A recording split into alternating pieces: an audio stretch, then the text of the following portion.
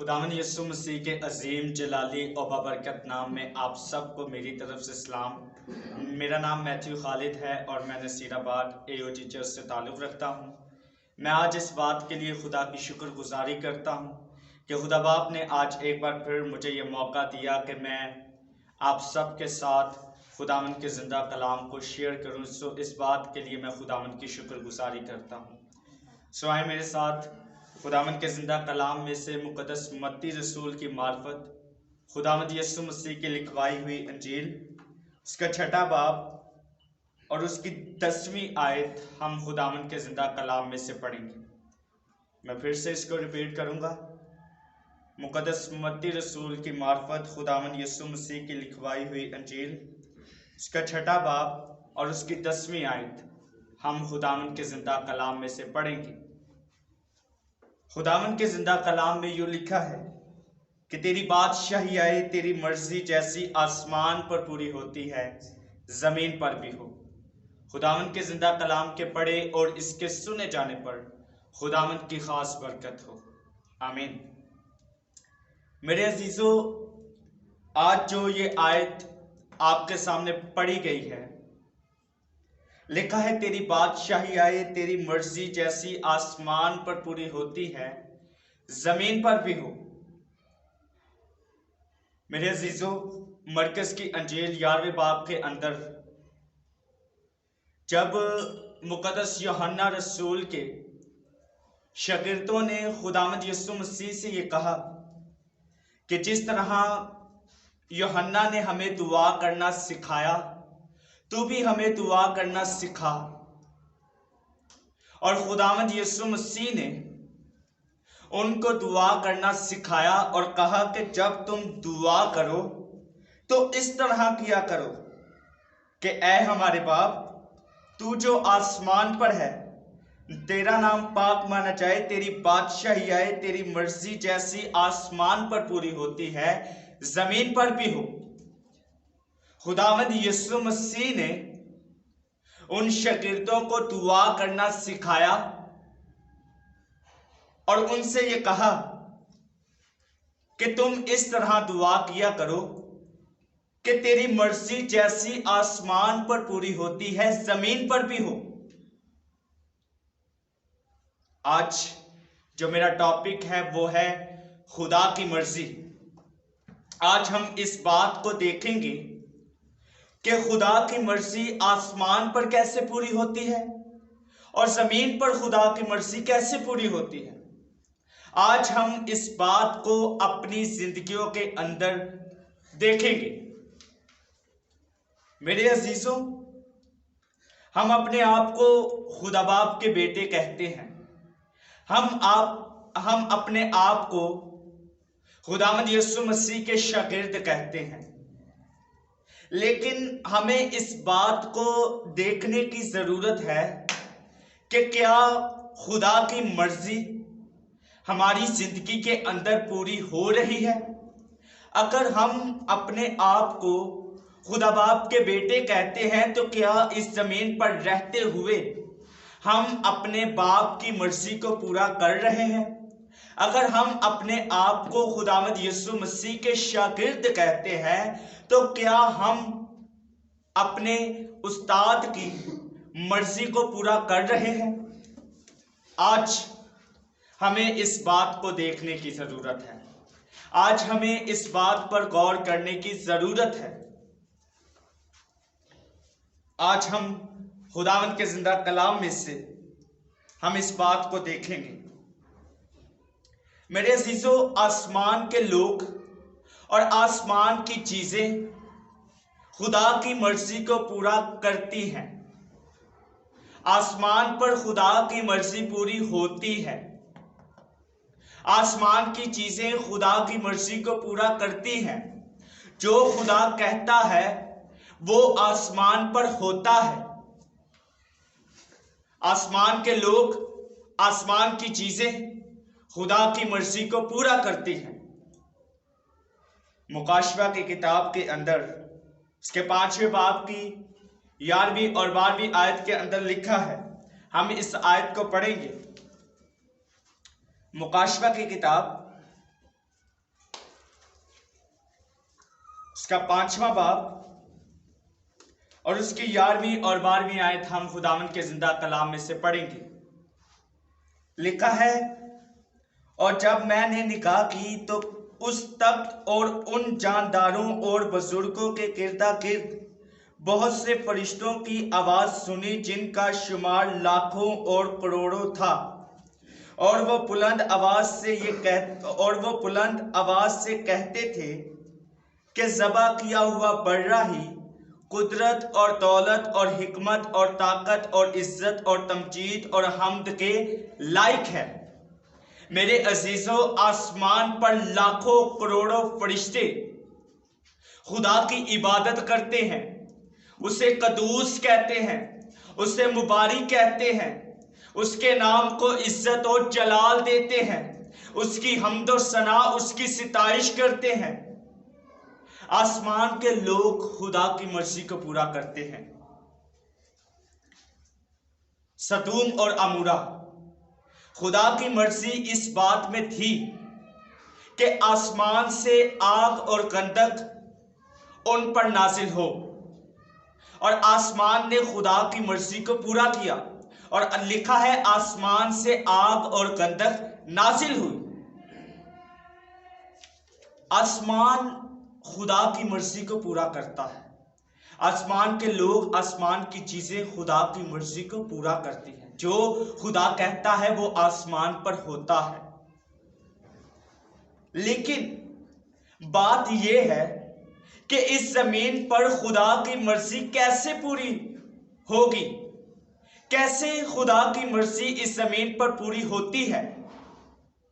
आज हम इस बात को देखेंगे। हम दिन में 3-3, 4-4 दफा हम इस बात को पढ़ते हैं और कहते हैं कि तेरी मर्जी जैसी आसमान पर पूरी होती है, जमीन पर भी हो। मेरे भाइयों, मेरी बहनों, आसमान पर खुदा की मर्जी पूरी होती है, लेकिन जरूरी यह है कि इस जमीन पर रहते हुए भी उसकी मर्जी पूरी हो, हम उसकी मर्जी को पूरा करें। आज हम इस बात को देखेंगे कि जमीन पर खुदा की मर्जी कैसे पूरी होती है। सबसे पहली बात, खुदा की मर्जी को हम देखेंगे। इफिसियों के नाम मुकद्दस पौलुस रसूल का लिखा हुआ खत, उसका 1 बाब और उसकी 5वीं आयत हम खुदावंद के जिंदा कलाम में से देखेंगे। लिखा है, और उसने अपनी मर्जी के नेक इरादा के मुवाफिक हमें अपने लिए पेशतर से मुकर्रर किया कि यीशु मसीह के वसीला से उसके ले पालक बेटे बने, ले पालक बेटे हों। मेरे अजीजों, खुदा ने हमें पेशतर से मुकर्रर कर दिया। शुरू से उसने हमें चुन लिया और हमें मुकर्रर कर लिया कि हम उसके बेटे यीशु मसीह पर ईमान लाकर उसके बेटे बने। यूहन्ना की अंजील के अंदर लिखा है कि जितनों ने उसे कबूल किया, उसने उन्हें खुदा के फर्जंद बनने का हक बख्शा। जब हम खुदावंद यीशु मसीह पर ईमान ले आते हैं तो फिर इससे हम खुदा बाप के बेटे बन जाते हैं। हम खुदा बाप के बेटे और बेटियां बन जाते हैं। खुदा बाप ने हमें इसलिए मुकर्रर किया है, उसने हमें इसलिए चुना है ताकि वो अपनी मर्जी के मुवाफिक हमें अपने बेटे और बेटियां बनाए। हमें आज इस बात को अपनी जिंदगी के अंदर सोचने की जरूरत है कि क्या मैं खुदा की मर्जी को पूरा कर रहा हूं? क्या मैं उसका बेटा हूं? क्या मैं उसकी बेटी हूं? जो खुदा की मर्जी है, क्या मैं उसको पूरा कर रहा हूं? आज इस बात को देखने की जरूरत है, इस बात पर गौर करने की जरूरत है।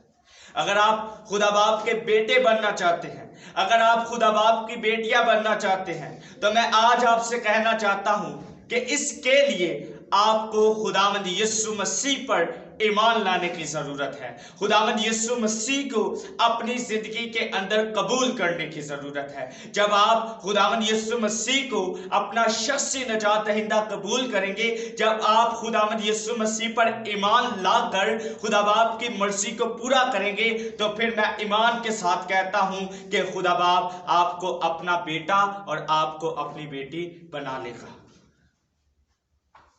दूसरी बात, खुदा की मर्जी यह है कि हम पाक बने। आए इस बात को हम देखेंगे।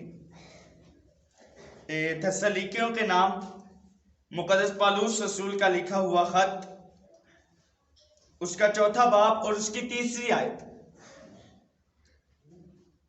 खुदावन के जिंदा कलाम में यूं लिखा है, चुनाचे खुदा की मर्जी यह है कि तुम पाक बनो, यानी हराम कारी से बचे रहो। खुदा की मर्जी यह है कि हम पाक बने, हम सारी हराम कारी से बचे रहें।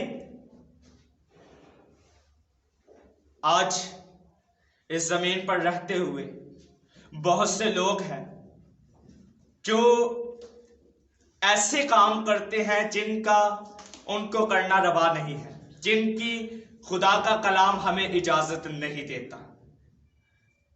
आज बहुत से लोग हैं जो नापाक काम करते हैं। हमें इस बात को देखने की जरूरत है कि खुदा बाप की मर्जी मेरी और आपकी जिंदगी के लिए यह है कि हम पाक बने, हम पाक बने। मुकद्दस पतरस रसूल अपने खत के अंदर पहला पतरस उसका 1 बाब और उसकी 15वीं आयत के अंदर लिखा है, बल्कि जिस तरह तुम्हारा बुलाने वाला पाक है, उसी तरह तुम भी अपने सारे चाल चलन में पाक बनो, क्योंकि लिखा है कि पाक हो इसलिए कि मैं पाक हूं। मेरे भाइयों मेरी बहनों, खुदा पाक है और वो मुझे और आपको भी पाक देखना चाहता है। वो ये चाहता है कि मैं और आप पाक बने, सारी नाराजगी से, सारी नापाकी से पाक रहें। लेकिन अफसोस के साथ ये बात कहनी पड़ती है कि आज हम पाक जिंदगी बसर नहीं कर रहे, बल्कि हम खुदा के कलाम के खिलाफ काम करते हैं। खुदा का कलाम ये सिखाता है कि तू शराब ना पी, खुदा का कलाम ये सिखाता है कि तू नशा ना कर, लेकिन आज बहुत से लोग हैं जो नशा करते हैं। खुदा का कलाम ये सिखाता है कि तू गुनाह ना कर, लेकिन आज बहुत से लोग हैं जो गुनाह करते हैं।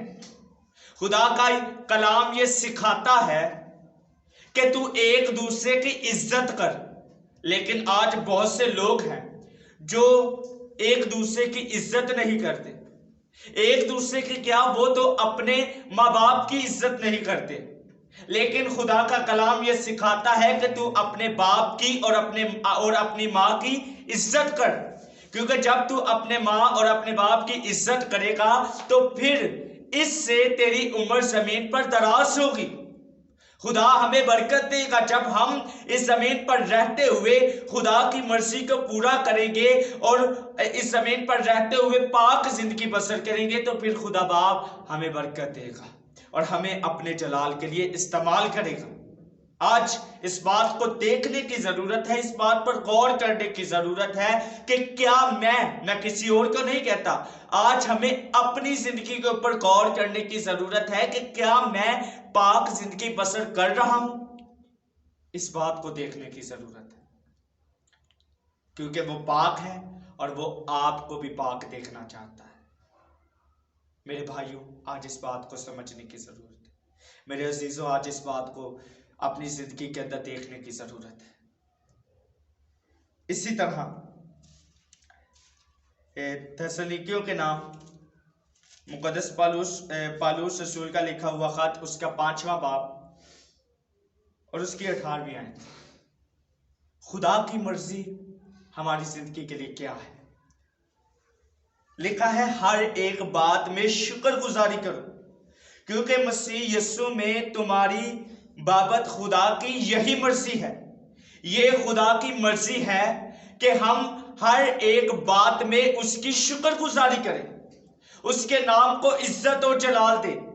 लेकिन आज बहुत से लोग हैं, जब वो खुश होते हैं तब तो वो खुदा की शुक्रगुजारी करते हैं, लेकिन जब वो मुश्किल हालात के अंदर होते हैं, जब वो मुश्किलों के अंदर होते हैं, तब वो खुदा की शुक्रगुजारी नहीं करते, वो खुदा को भूल जाते हैं।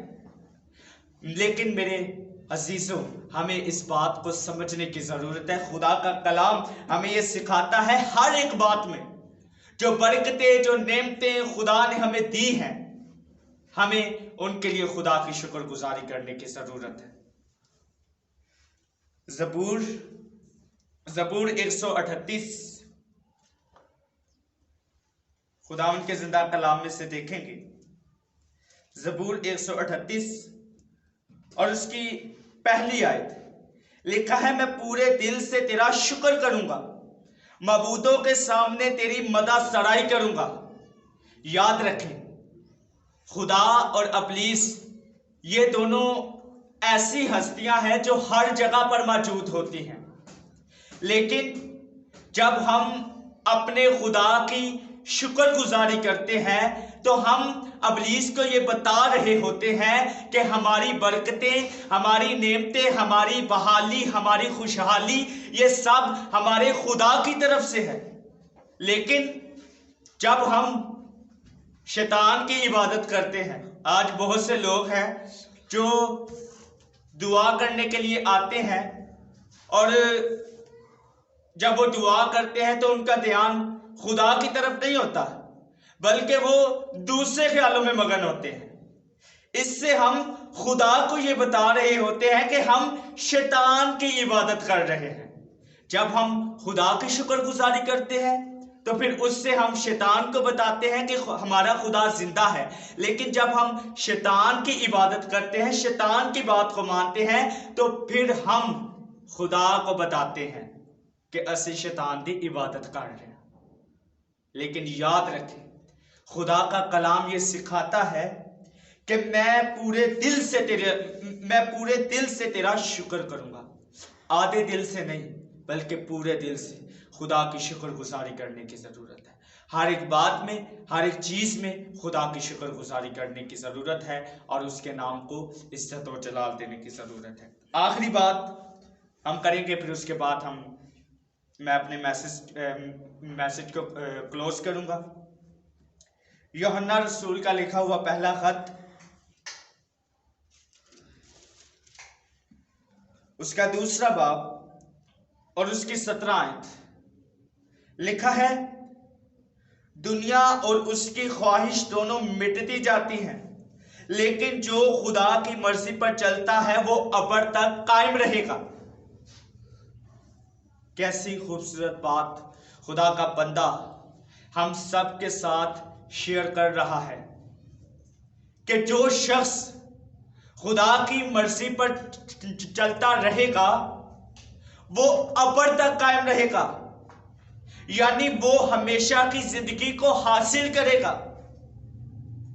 वो मर भी जाएगा तो भी जिंदा रहेगा। आज बहुत से लोग हैं जो हमेशा की जिंदगी को पाना चाहते हैं, लेकिन मैं आज आपसे ये कहना चाहता हूं कि हमेशा की जिंदगी आप तब ही पा सकते हैं जब आप खुदा की मर्जी को पूरा करेंगे और उसके नाम को जलाल देंगे।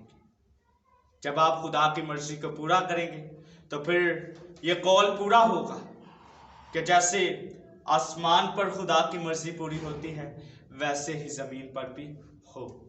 आज इस बात को सोचने की जरूरत है।